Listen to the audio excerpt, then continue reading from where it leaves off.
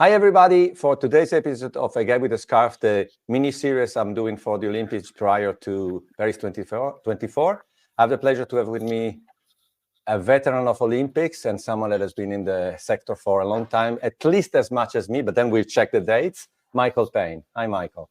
Great to be with you, Carlo. So maybe, I guess a lot of people know who you are, but for those that don't, tell me a bit about Michael in this, in our industry, your journey. My journey, well, I started out as a professional ski racer, or more to the point, I didn't know. freestyle skier, competing on the World Cup circuit. And because it was professional, you had to find sponsors for yourself in order to pay for the tickets, the travel. There was no national support. This was in the mid-'70s, and in the very early days of freestyle and the very early days of sponsorship. And as the story would go, I was a lot better at finding sponsors than I was at winning any of the competitions. So I decided maybe I should make a sort of slight career change. I started representing some of the skiers in the events. And I thought, well, this is the beginning of a new industry. Maybe I should actually bother try and go and learn what it's all about. There were two agencies at the time at the forefront of the industry. One was Mark McCormack's IMG, basically focused on representing athletes. And the other was an agency called West Nally, which was run by a young executive called Patrick Nally. But he was in partnership with a gentleman called Horst Dassler, who was the son of the founder of Adidas. And had great political connections. And West Nally was sort of, as much as McCormack, focusing on athletes, West Nally was focusing on big events. And I said, right, whichever agency I can get into as the T-boy and learn the business. And West Nally was the first one to offer an opportunity. I spent 5 years there, and at the end of that was headhunted to the IOC's then agency and de facto marketing department, ISL, and set about in the early 80s trying to create a marketing strategy for the Olympics. And I stayed there 20 years before Bernie Ecclestone decided that I would have much more fun working with him at Formula One. So I joined Bernie, but I also built my own advisory group and stayed very close to the Olympics. And I'm still quite close to the Olympic world today.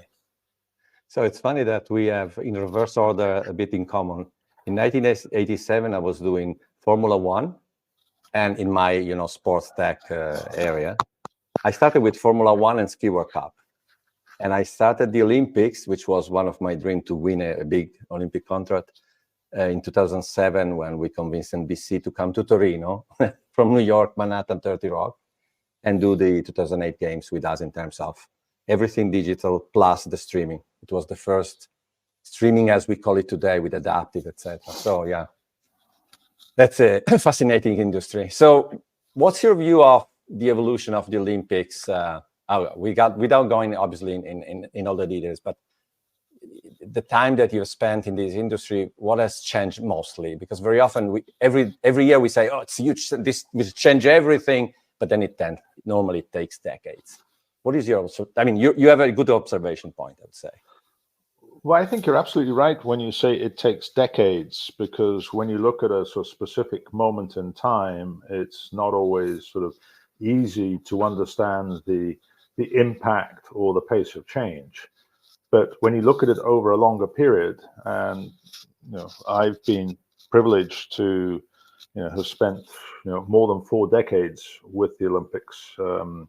Sarajevo 1984 was my very first games, and when I joined the IOC, it wasn't necessarily seen as a great career move because the organization was bankrupt.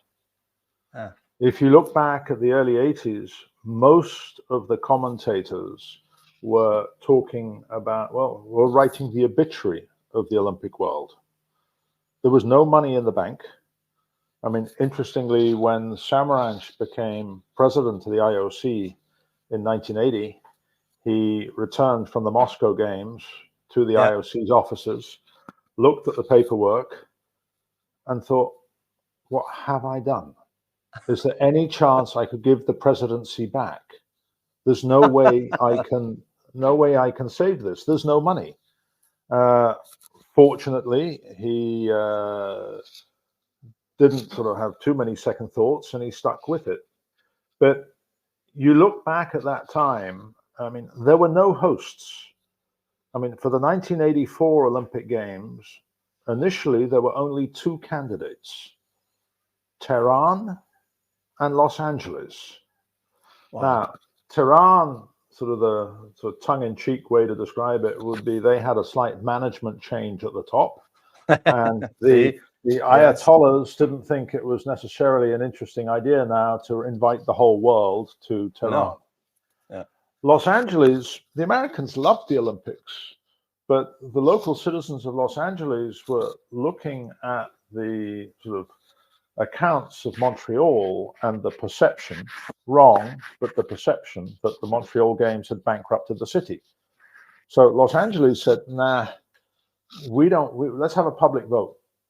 And over 90% of the people said no. Wow. So the IOC was left with nothing. And they put a new model together, basically, pioneered by the visionary Peter Uberoff on a private financing model. But then even if you could, by some miracle, get to the games, at 3-4 months out, the superpowers would all take the Olympics and use it as a political football, screaming, boycott. And so nobody would come to the party. So you go back to this period of sort of pre-84, and the journalists were not necessarily wrong in writing the obituary of saying, well, they've become too expensive, too political. They were wonderful, but the world moves on, and sadly, they will move on now without the Olympics. So it sounds, without calling names, because I also don't have all the details, there may be some other multi-sport events that today are a bit in that area of, does it still make sense? So I think now, if you look at now, you may have questions about, having the Olympic Games in your country, etc. But it's clearly, what you described seems unreal if you think of what the Olympics have become now. Absolutely, because you look at, the business model, the IOC was bankrupt. Now, TV rights, sponsorship contracts are negotiated in their billion-dollar deals. Yeah, exactly. You have the greatest cities in the world wanting to host the games. The games, with the right political management, are a transformation for the city or the country. So, this idea that it was nearly all over, for a lot of people, unless they go back and study the history, they go, what are you talking about? Yeah, exactly. But then you actually remind them and they go, oh yeah, I'd forgotten about all that. Which equally is not to say that everything today is perfect. And the Olympics is probably facing a more definitive crossroads on its business model than at any time since I first joined the IOC. In which sense? That's the business model. Firstly, if you look at media and television rights, the IOC has contracts for its main broadcasters out until 2032. 32, yes. But, in the next 2, 3, 4 years, they're going to have to start thinking, what do we do after 32? I don't believe there is a single expert on this planet who can accurately forecast what TV will look like for 2036. Does the IOC stay with the traditional model with the networks? Will the networks even be in existence then? Does the IOC broadcast the games itself on streaming? Is it some form of combination or whatever? The key thing is it will change. Mm. And how the IOC distributes the content of the Olympics, which has got to be the first mission to make sure everybody can watch and follow and engage. Nobody today can tell you what is that model. So that's Crossroads 1. Crossroads 2 on the sponsorship. Again, the top program has arguably been the most successful sports marketing, if not marketing program ever. When we launched the top program, we were selling sponsorships for between $7 and $15 million a sponsor. Today, they are sold for hundreds of millions of dollars. Some companies paying $400, $500, $600 million per quadrennium. But how companies market, how they look to engage with the consumer in an ever more cluttered market, the Olympics remains an incredibly powerful brand, but how companies partner with that brand to use it to drive their business, again, is at a fundamental crossroads and change. So you look at those two, business models, which is, I think, for the first time in 4 to 5 decades, will require serious rethink. And it's no longer, not that it was ever simple, but it's getting a lot more complicated.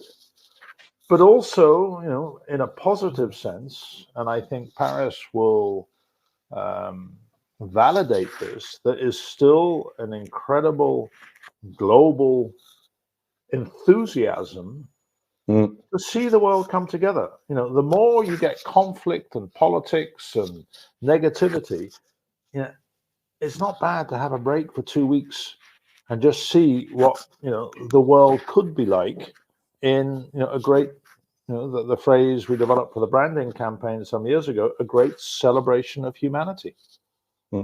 No, I think this is, it really resonates. I've talked to obviously Yannis and Alex and Terence, and this fact of the maybe even abstract Olympic brand seems not to be less than it was in the past, even maybe more strong now.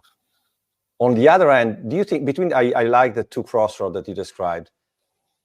To me, maybe the media crossroads seems a more, I don't want to say a more complex one, but it's more happening at a certain time because of the rights. I also understand the sponsorship rights have, there is a moment, but it's not the sponsorship a bit more fluid? So it's maybe many crossroads, and the media is more a big one. So I don't think it's a big difference. But I would be more worried about the media one than the sponsors. But because that's my core competence, maybe you have the opposite view. I don't know. No, I don't think you should be less worried about one or the other. Both are critical. And the media one, I suppose, the biggest issue is the whole industry is changing. It's not unique to the Olympics. Yeah. And nobody has an answer if you're looking more than a decade out. What does it look like? Yeah. And, again, if you look back over the last 2 decades, how the media world has changed. I mean, a sort of a simple statistic, because I always believe it's helpful to understand the challenge and the pace of change to give a clear context. Less than 2 decades ago, the Olympic Games took place in Atlanta, the home of NBC, and NBC, with their own home games, broadcast 200 hours of sports coverage. How much do you think NBC will now broadcast in Paris? I should know because 6,000 hours. That's not a multiple of 2 or 3 or 4. That's a multiple of 30 times. Yes. Yeah. And So you look at and how people are consuming. It's no longer on a single screen. It is 24/7. Yes, the prime time ratings may be a bit down, but the overall audience consumption over the 24 hours, I'm not sure is down. No, and I was there when Dick Ebersold was the one that tried to keep the Olympics in the prime time, the family experience, and even in Beijing, not everything was available on streaming. So it was a huge discussion and transformation that happened throughout these years. But yes, I mean, if you consider, I was doing a bit of math, 2024, go back 10 years, 2014, for sure it's a different time, but we already had social, we already had mobile, we had streaming. You go to 2004, that was different. We didn't have the iPhone, we didn't have social, basically. So can you imagine that? So 20 years is a big difference. And if you were to go out 10 years from now, what technology, even yet to be invented, what product, even yet to be invented, may suddenly be at the forefront? Yeah. Never mind which company may be the vehicle under which you transform. I mean, it's interesting. In the last year, I've been doing a lot of work with the IOC and with the top partner Alibaba on AI technology. And Paris will see the first games really starting to use AI technology.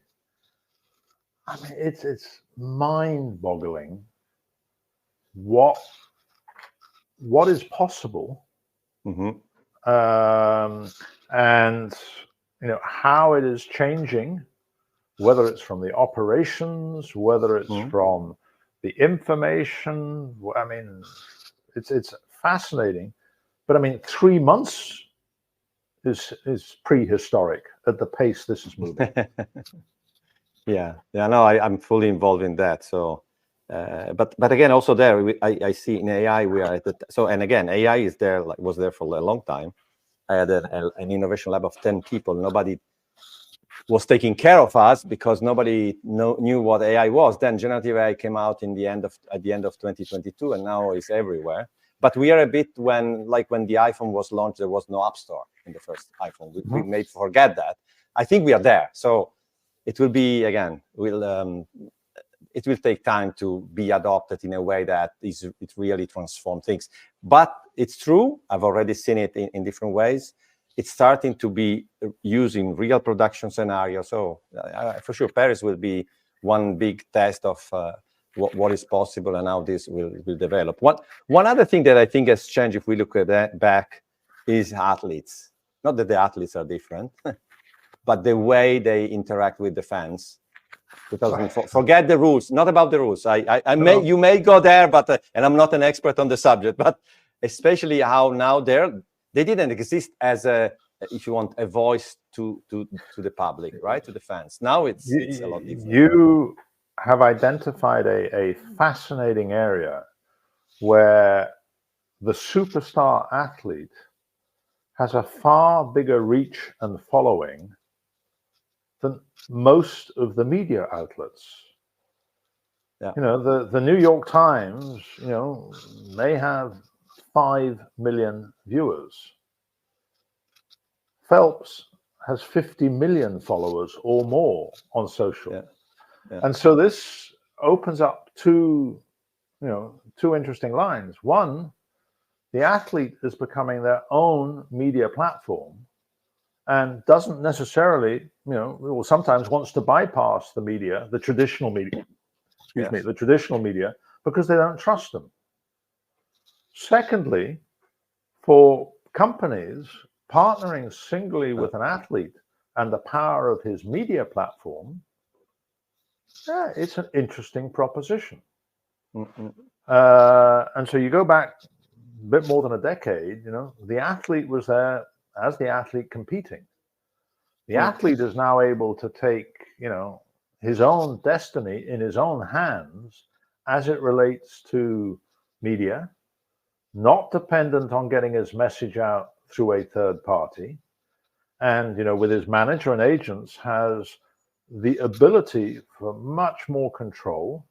And again, I think we will see this in Paris, where the IOC doesn't want to stop the voice of the athlete, but has got two sort of challenges. One, how to manage the politics, and how do you make sure that the field of play remains neutral, clean. Imagine you have a victory rostrum with an American, a Iranian, and an Israeli. And you've got the governments behind each of those athletes saying, this is the moment on the world stage, use it to make a statement. The IOC has to fight to keep that clean, neutral. But then if the athlete wants to make statements in the press conference or the field of play, he's allowed to have his opinion. On social, yeah. On social. Similarly, from a commercial standpoint, what would be the temptation for suddenly the athlete sort of having got his gold medal and I did it drinking Pepsi Cola and holding up the can. You would turn it into a commercial feeding frenzy. So there's this balance between protecting the genuine integrity and the political neutrality without suffocating, the freedom of speech. And I mean, you'll never be able to please everybody, but I don't think the IOC has done a particularly bad job at trying to find a fair balance here. And if we look to Paris, what is the thing? So you're going there. What is the thing that excites you? So the thing that you want to see happening, or the thing you're curious about? What are you thinking about? Okay, I'm going to Paris and I want to see 1, 2, 3. Or test my ideas. Or first of all, I want to just see the magic in the streets.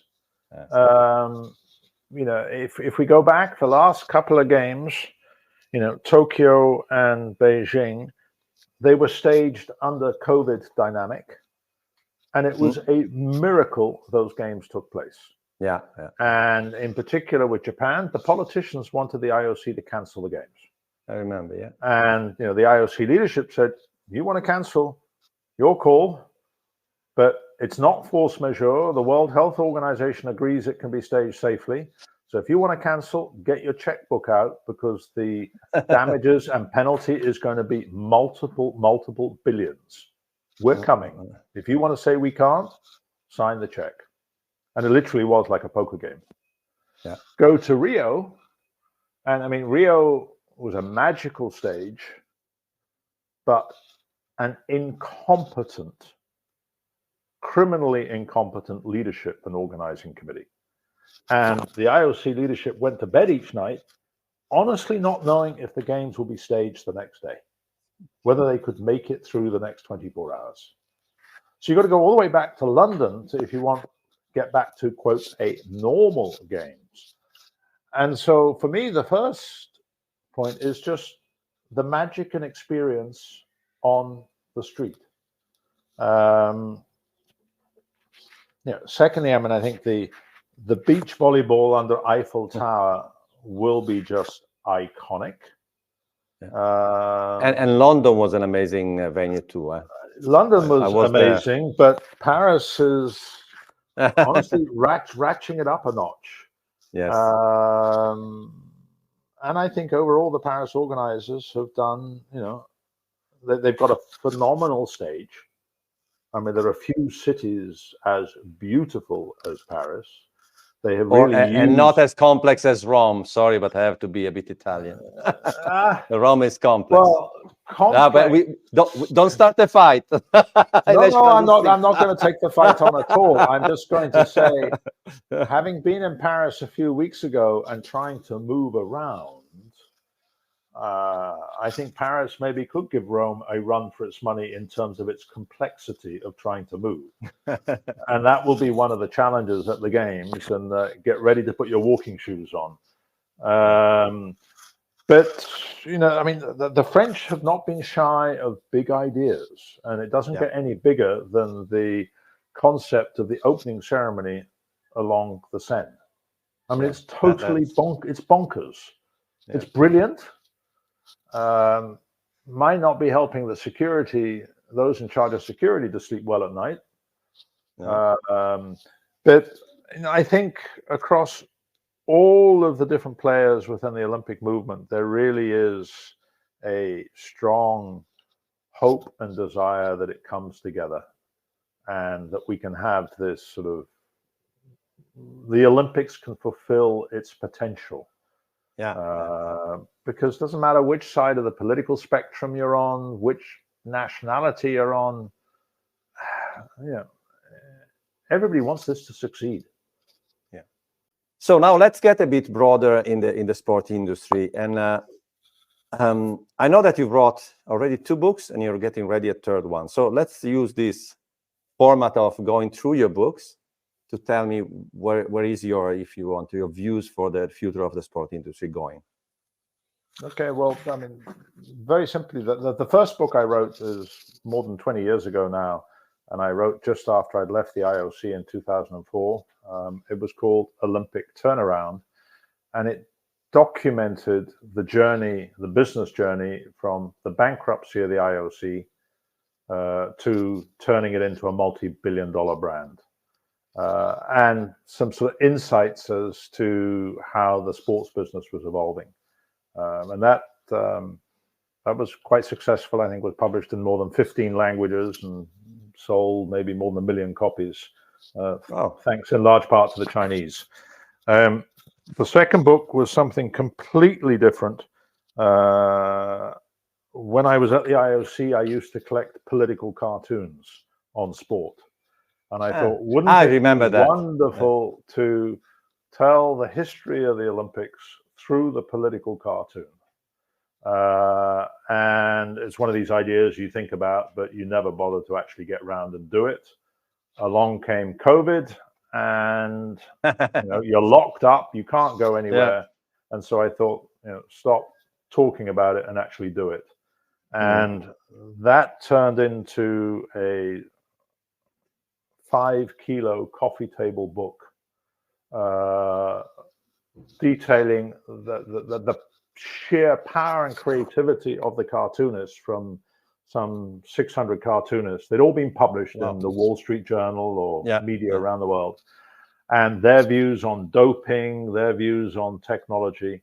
At the time, so I said to the IOC, you're going to get asked for quotes about this book because of who I am and the book, and they turned around and they gave a great quote to say that this is a scurrilous, irresponsible, and libelous book, and we can't wait for the 2nd edition. And the whole project was done for charity. And the 3rd book, again, very different, and it is semi-autobiographical on my whole journey through the business of sport. Not just about the Olympics, but my time with Formula One and Bernie Ecclestone, where I was with him for 15 years, through to one of the more recent projects where I was asked by Prince Albert, who was the honorary patron of modern pentathlon, to whether there was any idea of how we could save the sport. And I said, none. But he didn't let up. And eventually I found myself with a couple of friends in a room with the board of modern pentathlon. And by the end of the evening, we had explained to modern pentathlon that they were going to give up horses and replace them by ninja warriors, which in the end is how we saved the sport. And it's back on the program in Los Angeles. But whilst the book and the biography details the sort of the 50-year journey through the sports business, the final chapter then goes to, so what of the next 50 years? What to expect in terms of how the industry is evolving from television to the stadium to doping to sponsorship, and a somewhat provocative, to get people thinking.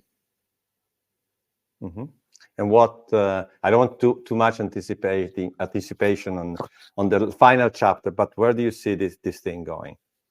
Well, you take each of these subjects. For example, on doping, I asked the question: how far away are we from the day that every athlete has to go through a metal detector to go into the field of play in order to see what micro nanotechnology is implanted in his body? You already have to X-ray bicycles before the Tour of France, and you look at the technology that's coming down. But even in shoes now, I don't have a specific expertise. You've got sporting. You've got the issue of sporting equipment. Yeah. And the whole discussion over Nike's Vaporfly shoes or others, but actually in the body with implants. Yeah. Secondly, the stadium. How far away is it then the World Cup final will be staged simultaneously in 10 stadiums around the world? There will be one stadium with the real players and 9 stadiums with holograms. And you will not be able to tell the difference. Maybe it's a decade away, maybe more, but these somewhat radical ideas, and you go, no way. And yet you look at the pace of change, you look at the pace of technology, and you look at things that you would have said 20, 30 years ago, and you say, no way. It's now become common space. I was involved in the initial discussions around ABBA and creating the ABBA show with avatars. I thought, no way. They're now working on an ABBA show, on a show with Elvis Presley as an avatar. Mm-hmm. So you look at each of these areas, and it is fascinating. It is a massive challenge for the sports leadership. Mm-hmm. And at the major sports, the level of professional strategic management expertise you need at the top of the sport. I mean, it's no longer amateur time with the committees. Mm-hmm. No, I agree. I've been very involved, dating back to the Formula One days with CVC. Yep. And when we sold Formula One to Liberty, I stayed on advising with CVC and brokered different deals from the volleyball and created a joint venture with CVC and volleyball that is sort of transforming the presentation of the sport. Followed very closely Liberty's evolution with Formula One, where initially they struggled. Mm-hmm. They didn't have a clue what they bought. And some of the people that they hired didn't have a clue what they were doing. And it took Liberty 2 or 3 years to find their feet. But if you look at it, maybe that's a reason, because I don't think many people had a lot of hope for Liberty to really make it work. And maybe the fact that they came without understanding is the key of having a different approach, or having really to study deep and not take anything for granted and find a different way. I don't know. I'm just saying. I'm not sure, to be honest. I mean, where they have finally got to was certainly very much where we were working with CVC and with Bernie Ecclestone. I mean, Bernie was opposed to the digital world because he just didn't want to undermine his broadcast agreements. But mm-hmm. Bernie and CVC fully understood they're in the entertainment business. Mm.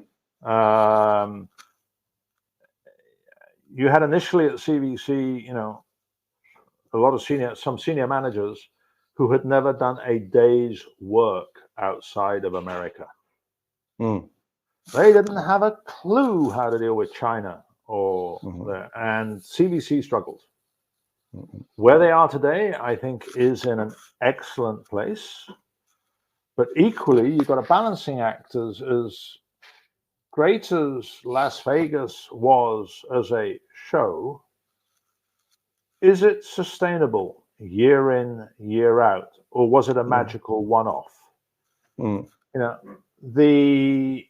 Ignore the brand and heritage of Formula One at your peril.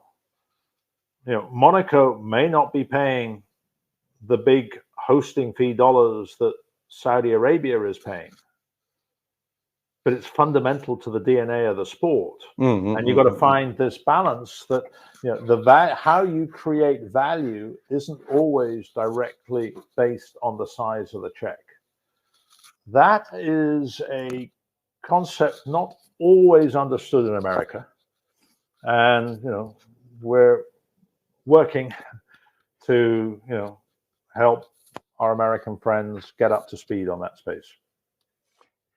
And in terms of the role of sport in the wider media confused ecosystem with all the bundling and unbundling, I think just yesterday, NBA media rights, at least alleged 76 billion for 11 years, came out.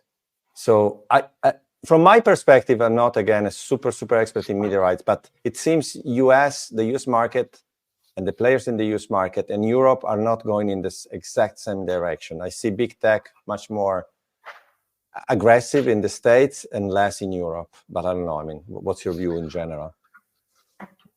Well, I think you underline a key principle. Just because it works in one country does not necessarily make it the model for another. And the European media market is different from America. And guess what? The Chinese media market or the Indian media market is different again. And those are two markets, with billion people audiences. So if you're responsible for a global brand, global property, rule number one, one size does not fit all. I mean, the American leagues, and all four of them, baseball, NFL, NHL, and NBA, they are fundamentally single country leagues where the international opportunity, and maybe NBA has done better than others, is frankly an afterthought. It's a rounding error in terms of the money and dollars compared to what is generated in the States.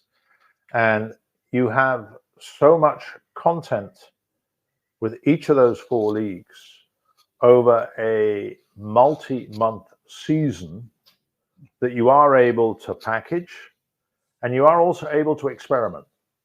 If you suddenly get into bed with Amazon for one of your packages and it doesn't work out, you've still got three other packages running with a network and with a cable, and you've got a little bit more flexibility to play. And you have normally you have a lot more games, even too much. Yeah, and that's also a discussion that when is too much too much? When do you disenfranchise the viewer? I mean, it was interesting a few years ago when the president of FIFA, Gianni Infantino, was advocating a World Cup every 2 years. And, this may have been an interesting political play because his constituents throughout Africa and everywhere would give them a greater chance to be on the stage. Yeah. They were presenting polls saying, no, the public all want this. Well, I'm sorry, if you were to go and do a poll among 6-year-olds, would they like Christmas every day? What do you think the answer is going to be? Does that mean? There's no responsibility.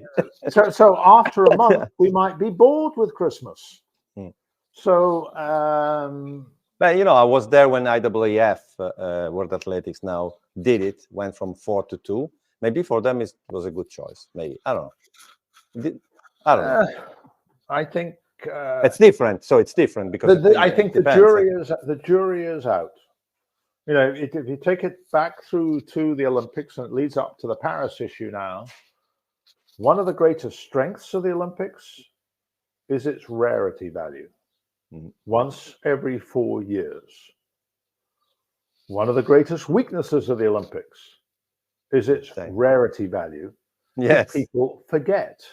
And you've got to reboot their understanding, their interest, and this is magical. And, wouldn't change it at all. But how you're managing everything, and if you go back to the World Athletics Championships, certainly a World Championship athletics medal, I don't think as precious as it was when it was once every 4 years. And in key markets, in America, in China, it's not getting the big bang exposure. Oh. But then again, the media market has also changed because it was a lot easier to get a big bang exposure if you only had an option of 2, 3, or 4 channels as opposed to 2, 3, or 4,000 channels. Yeah, I agree. Let's end this long chat with 3 other things that are, I would say, super relevant in this moment. One, fans. How are fans different from the past? Or what they're doing different? New sports. We will see a lot more sports in the upcoming Olympics than maybe we saw in the past. And esport, which was there, almost there, still there. What do you think? Fans. I mean, at the end of the day, they are the key. Without the fans, the broadcasters have nobody to, or the media partners have nobody to engage with, and the sponsors have nobody to connect with.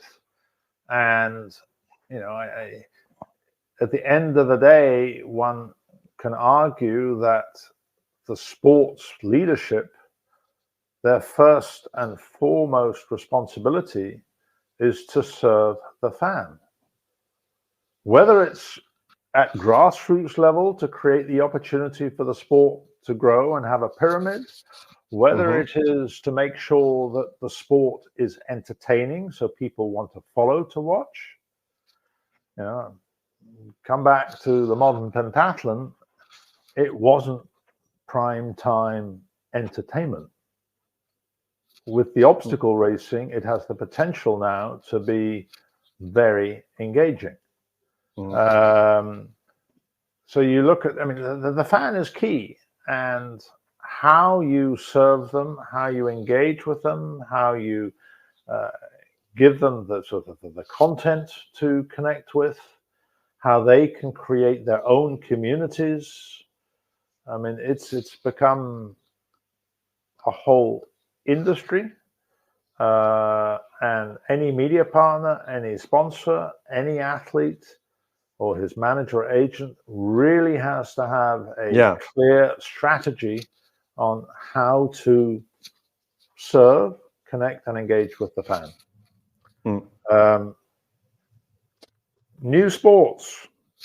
You're right. Paris will see several new sports. Some of them previewed in Tokyo. I watched the climbing in Tokyo and was just amazed as to, how fun, how entertaining it was. And it's exploded the whole issue of climbing walls in gyms. There's a lot of debate about breakdancing. It was interesting how breakdancing got onto the program, primarily pushed by President Macron, because he wanted a platform to engage or communicate with the bagnole. And this was the sport that was played inside the bagnole, the slums. So sport is always changing. The balancing act is, and in a case like the Olympics, is how do you make sure it's not just a fad, that it is a real sport here to stay, and also to make sure you look at it through a global perspective. Wrestling may not be particularly strong in some of the Anglo-Saxon countries, but it is very strong in Turkey and parts of the Middle East, in the stands, in Italy, Japan. To be honest. Okay. Super niche, but yes. So you've got to make sure that you're taking a global perspective. And then you've also got to have one that, you know, does still respect heritage. But sport is changing, and you have to evolve also with it. Yeah. So that, and then esports. I mean, here is an industry that is bigger than the total film industry. And a platform that can certainly showcase and engage with fans about sport. You look at how FIFA and their partner for a long time with EA Sports, how important that was. And if you go and poll a lot of younger generation and you say FIFA, so yeah, a video game. No concept that it's actually the governing body of football. So there's no question, e-sport plays an important role in fan engagement and communication. But you've all got a contradiction here of you're wanting to get everybody off the couch, as they say, and actually actively participating in the sport. But you also want them talking and engaging and everything with the sport. And I think the jury's still out as to exactly how that should work. The IOC is now launching a Olympic Games, probably a little bit like the first Olympic Games. It didn't get it all right to begin with. It took a little bit of time to find its way, to find exactly its place within the system. But again, I think it's the right decision from the IOC. But still very much work in progress as to how this all maps out. But I think it's something we also experienced during COVID. There are a lot of these, not that are the most popular, because the problem is the most popular esport may be not something you want in the Olympics, but they're very violent, etc. On the other end, this experience becoming more immersive, you end up moving now with the visor and everything that is evolving there. So, I mean, during COVID, how many virtual races you see with people in the bikes in there? So maybe there is a way to even include it in the Olympic at some point, but it may not be the esport that brings the big audience. That's the contrast. But maybe that's not the objective. Huh? Maybe the objective is just to have a dialogue and engagement with a fan base that gives them greater understanding. I mean, take one of the weakest is unfair, I'm sorry, to the sport, archery. Archery is not blockbuster viewing, but it is an ultimate discipline of precision. Absolutely. And the technology of being able to practice and compete in your own living room, and all of the skill set about precision and technology. So this merger of technology, fan engagement, entertainment. What is esport? What is virtual sport? What other aspects will come along with technology? It's part of an overall ecosystem that, as somebody once said, any sports federation that doesn't have an esports strategy will soon be in the museum and extinct. But how you develop that strategy to serve and complement the bigger agenda, that people are still learning. Yeah, absolutely. So thank you, Michael. It's been a long journey through Olympics, beyond Olympics, and the past, present, and future of sport.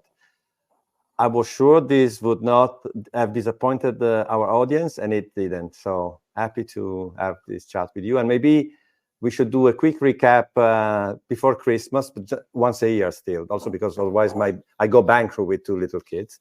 And see how Paris developed, and so we may have comments after Paris, after I've digested Paris, seen the numbers and everything. Okay. Absolutely. I think Paris will be a good defining moment for people to take stock of where are we and where are we going. Okay. Thank you for taking the time. Carlo, great to be with you today. And as I said, I hope we got some of your followers and listeners thinking through a few of the issues. Grazie. Ciao. Arrivederci.